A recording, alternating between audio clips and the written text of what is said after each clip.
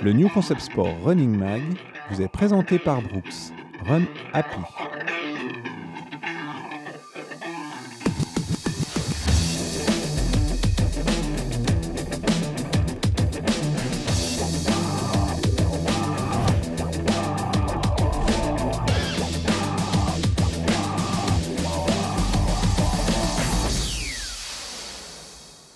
Salut à tous, ravi de vous retrouver. Aujourd'hui, nous allons parler de diversité. Entre portraits, voyages en classe trail, conseils d'entraînement et les nouveautés, vous allez en avoir plein les yeux et les oreilles ce mois-ci dans le Running Mag.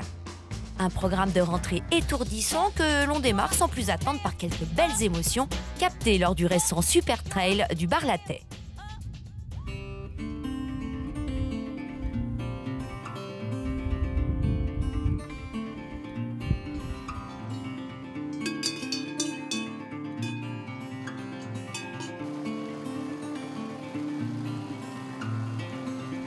Ben voilà, je me présente, Victor Laurent, donc très malvoyant, je viens de Belgique et je suis avec mes deux amis guides, Jean-Yves Belfroy et Xavier Gattez, grâce à qui je peux participer à ce genre de projet. Donc grande aventure, mais évidemment beaucoup de fatigue mentale, beaucoup de guidage et donc ils font du sport pour eux, mais ils sont en permanence en train de me décrire les paysages et évidemment tous les obstacles qui se trouvent sur notre chemin.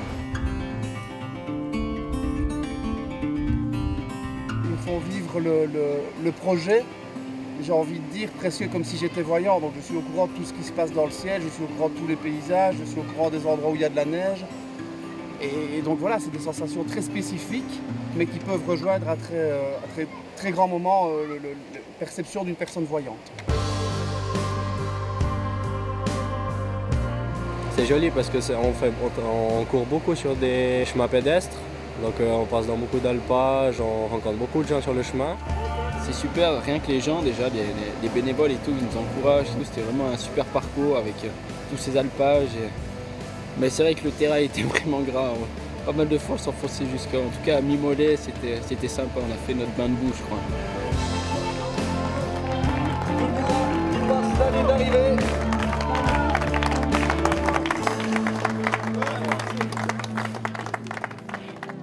On a eu un petit peu de mal avec la boue en fait, qui est assez désagréable à gérer. On est tombé quelques fois chacun, je pense. Et sinon, on s'est vraiment bien amusé. C'était une belle expérience.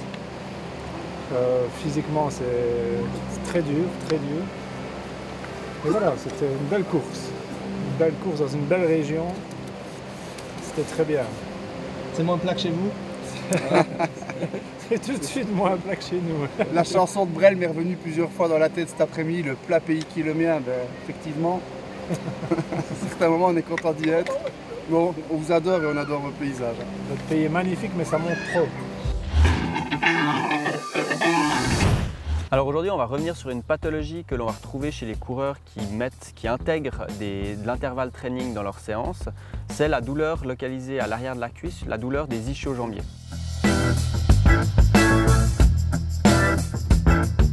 Les ischio-jambiers, c'est cette structure, c'est ces muscles qui sont localisés derrière ta cuisse et qui relient le bassin à ton tibia.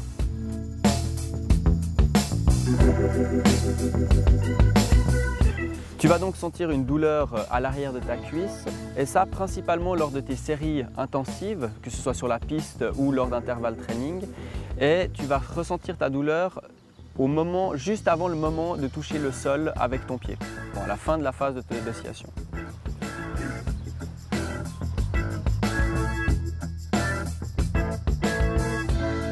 Alors en cas de douleur, tu pourras d'abord tout simplement te masser l'arrière de la cuisse avec des crèmes que tu trouves dans le commerce. Également faire des douches chaud-froid. Par contre, il faudra éviter de faire des étirements dessus. En termes d'entraînement, tu vas pouvoir continuer à faire tes footings. Par contre, il faudra diminuer un peu l'intensité lorsque tu feras des séries sur la piste ou des intervalles afin de limiter un peu la tension sur tes ischio-jambiers.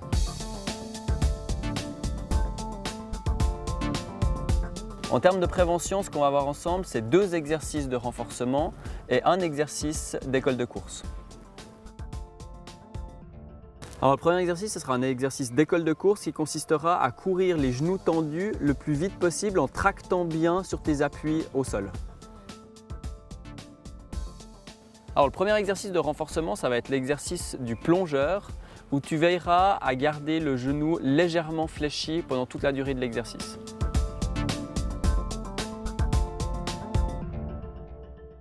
Le second exercice de renforcement, ce sera des montées de bassin sur un rebord de marche.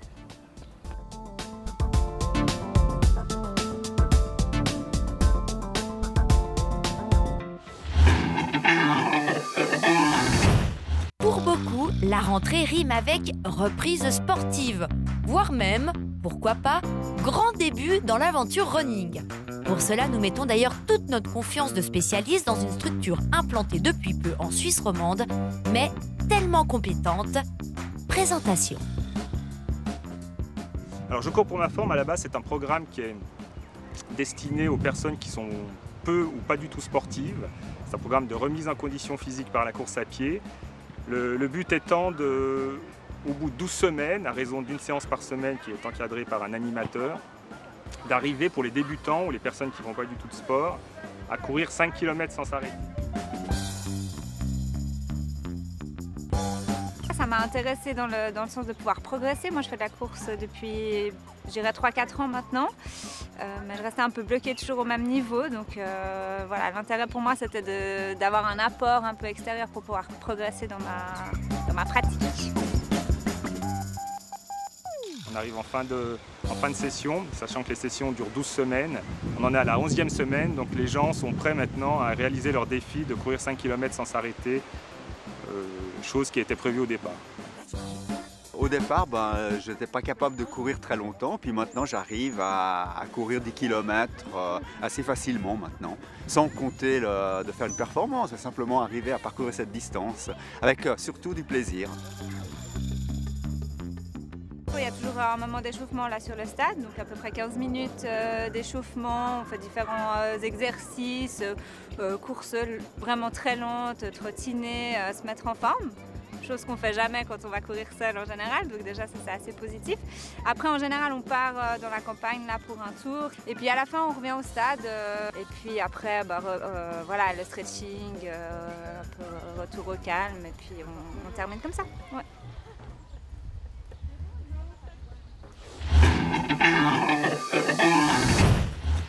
Salut à toutes et à tous. Aujourd'hui, un sujet sur l'endurance musculaire locale. L'intérêt est de préfatiguer un groupe musculaire donné, par exemple le psoas-iliaque, et d'enchaîner derrière avec un exercice de course. Pierrot, tu viens de t'échauffer 15 minutes en footing progressif. Maintenant, tu vas préfatiguer dans le premier temps tes mollets. Pour cela, c'est 30 secondes de corde à sauter sur place que tu enchaîneras immédiatement avec un 100 mètres à la VMA. Après 30 secondes, on y va. C'est parti. Après le 100 mètres, retour petit trot pour enchaîner le deuxième exercice de pré-fatigue sur les ischio-jambiers. Deuxième exercice, on va pré-fatiguer cette fois-ci les ischio-jambiers. Ce sont les muscles derrière la cuisse. 30 secondes de talons-fesses. C'est parti avec très peu de déplacement vers l'avant. Voilà. Allez, on met un bon tempo, un bon rythme, toujours sur l'avant du pied. Voilà, et quand on arrive sur la ligne, 30 secondes, c'est parti pour le 100 mètres. Pierrot, troisième et dernier exercice de pré-fatigue. Ça va concerner ici les fléchisseurs de hanches, les muscles qui permettent de lever le genou. Très important dans la course à pied. 30 secondes de skipping sur place avec très peu de déplacement. Allez, c'est parti. Voilà, on se déplace très peu vers l'avant, bon tempo, c'est parfait. Et quand tu arrives sur la ligne, allez, démarrage de la course, 100 mètres.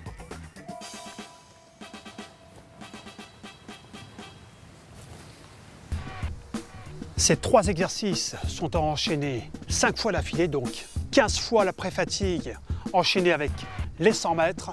Ces exercices sont à réaliser 2 fois par mois. Ça suffit largement dans le cadre de la préparation physique générale. Pour cette rentrée, l'innovation majeure est à chercher et à trouver du côté du trail et de Mitsuno. Toujours à l'affût des technologies nouvelles, la marque japonaise a décidé cette fois-ci de repenser sa gamme de modèles destinés à la course en montagne. Alors, cette année chez Mizuno, donc pour l'automne 2014, on change tout le concept trail. On a un concept qui s'appelle en anglais la Ecstatic Ride.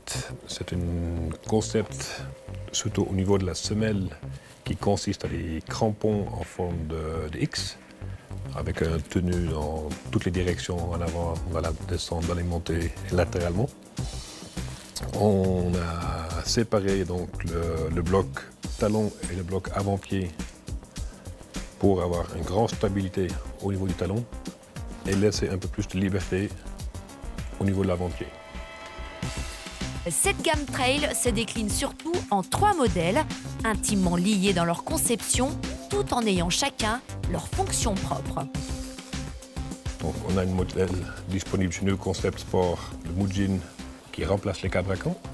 Un modèle assez sécurisé, assez stable, toujours résistant à l'eau. Ensuite, on a un modèle un peu plus dynamique, qui est le modèle de Wave Kazan. Et après, toujours un modèle plus compétition avec le Wave Hayati.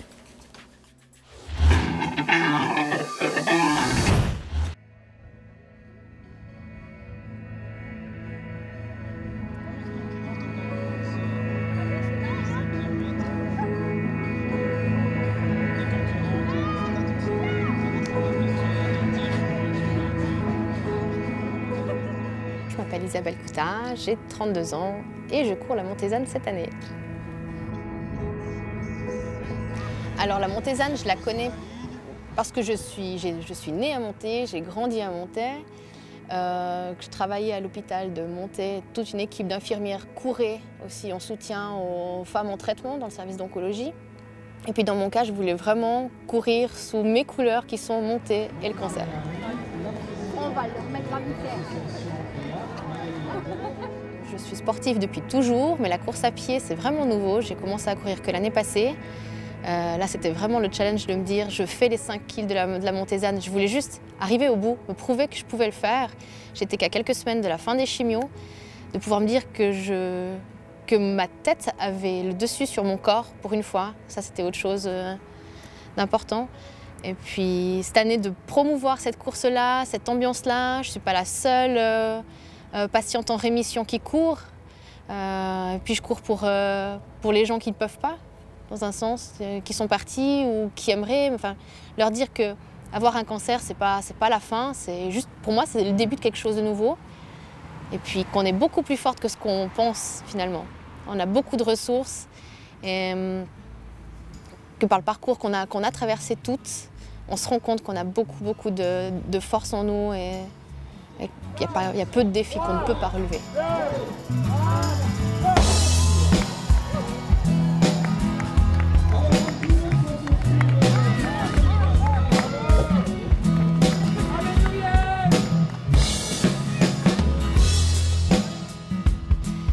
Avec le traitement d'anti-hormonothérapie que j'ai actuellement, on est très fatigué, on a pas mal de douleurs articulaires.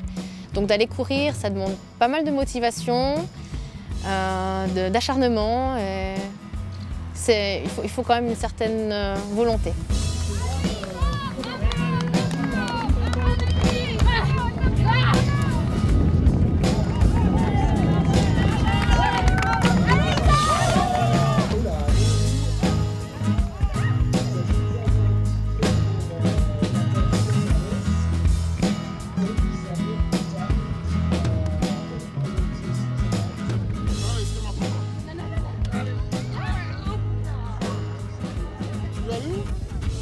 Alors, comment ça s'est passé? Facile les 2 premiers tours. Dernier, il fallait gérer. Mais content d'avoir fini. C'était top. Tu te sens comment? HS. HS, mais fière de moi. Ouais, c'est cool. Comme ça. À terme, j'aimerais beaucoup faire le semi-marathon de Lausanne. Et puis à très long terme, allez, 2 ans, je me donne pour le marathon de New York. Mon défi maintenant, c'est de prouver qu'on peut être jeune et être malade. Ça ne touche pas que les quinquas ménopausés, que être une jeune maman et avoir un cancer, ça devient de plus en plus courant, qu'on peut être malade et rire, qu'on peut vivre finalement.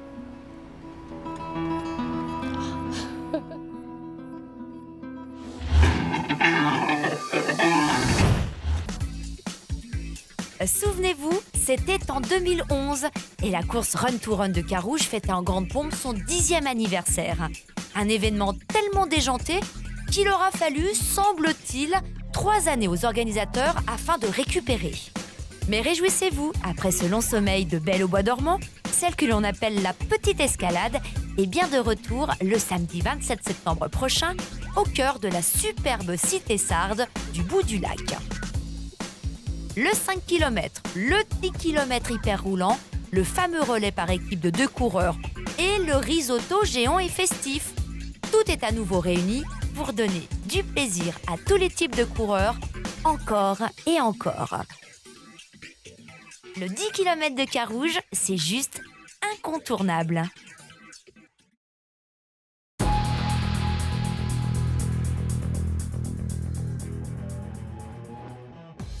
Le meilleur rang obtenu par le marathonien Victor Reutlin aux Jeux Olympiques est 6e, un exploit réalisé à Pékin en 2008.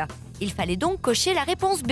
Et les 3 heureux lauréats qui seront invités par ASICS et NCS à participer à la course d'adieu de Victor à Sarnen sont Réanne Crozet, Sandrine Candolfi et Yann Perelli. Toujours très prisé dans notre concours de montres GPS Garmin, des Forerunner 15 avec ceinture cardio d'une valeur de 229 francs chacune sont à gagner ce mois-ci en répondant correctement, s'il vous plaît, à la question suivante. Parmi ces modèles de montres GPS, lequel ne fait pas partie de la gamme Garmin? La Forerunner 220, la Forerunner Instinct, la Phoenix. Envoyez dès maintenant votre réponse à l'adresse mag@ncssport.ch.